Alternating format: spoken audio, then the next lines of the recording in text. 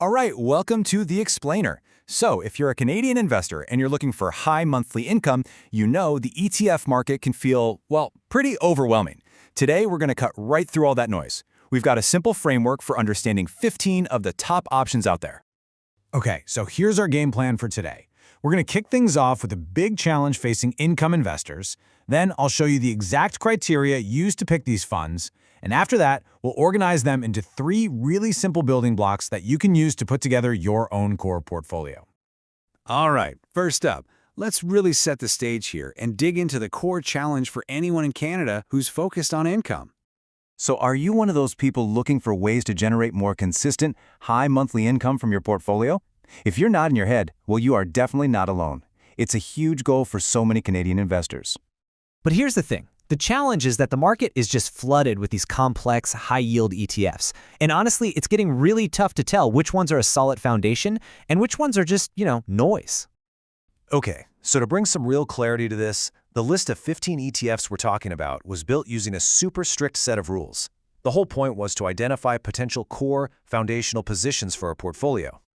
So, to even make it onto this great 15 list, every single fund had to check 3 specific boxes. First, they have to be diversified across different sectors, right? So you're not just betting the farm on one industry. Second, they all use what's called a covered call strategy. Now, this is their main engine for generating that high monthly income we're all after. And third, they use a little bit of leverage to boost that income even more. Now, I know what you're thinking, so let's break down those last 2 points right now. Okay, so let's start with covered calls. What on earth are they? Well, in super simple terms, the fund basically sells an option that gives someone the right to buy its stocks at a higher price later on.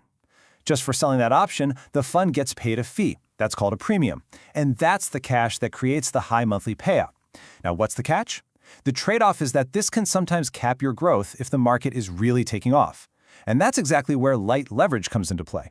The fund manager uses about 25% leverage inside the fund, this isn't you borrowing money, to help counteract that potential drag and give the overall return a nice little boost. All right, you with me? Let's get into our very first building block, U.S. exposure. Think of these ETFs as your engine for tapping into the growth of the big U.S. markets, like the S&P 500 and the NASDAQ. Okay, this first little group here is all about the S&P 500. You've got HYLD and USCL, which are pretty much broad marketplace. Then there's SDAY, which gives you a more defensive, kind of value-focused angle with those classic dividend stocks, like Coca-Cola and 3M. And just look at the yield difference. That different strategy comes with a seriously higher yield. And this right here, this highlights a really critical choice for any Canadian investor. HYLD is hedged. That means it actively tries to cancel out the impact of the US-Canada exchange rate on your returns. On the other hand, USCL is unhedged, so its value is going to bounce around with the currency. Look, there's no single right answer here. It really just comes down to your personal view on where you think the dollar is headed. Okay, our second unit here dives headfirst into the tech-heavy NASDAQ.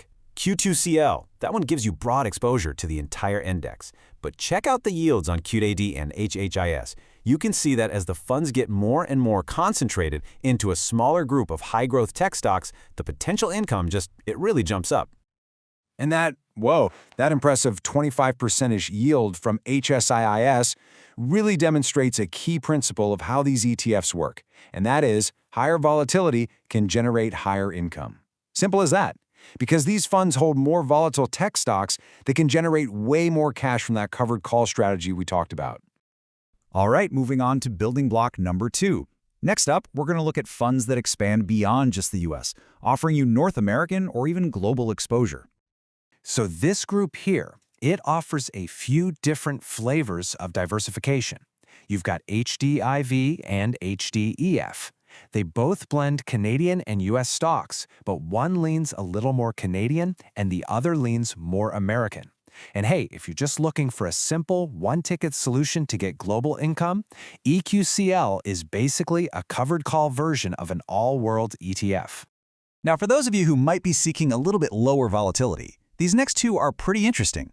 BMAX actually mixes in some fixed income.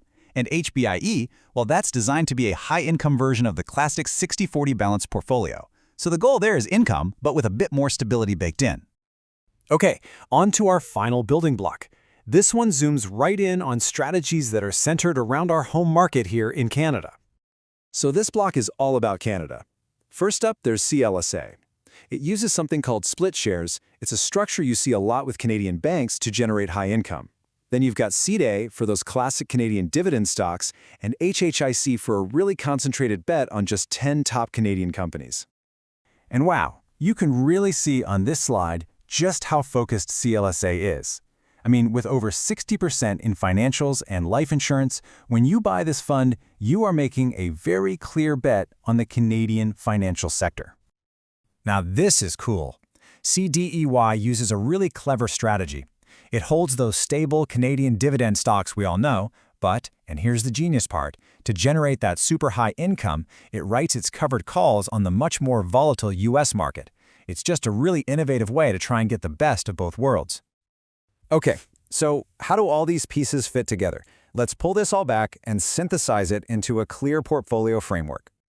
So here's the big takeaway. Don't think of these 15 funds as just some random list. Think of them as 3 distinct toolkits. You've got your US exposure toolkit, your broader diversification toolkit, and your Canadian focus toolkit.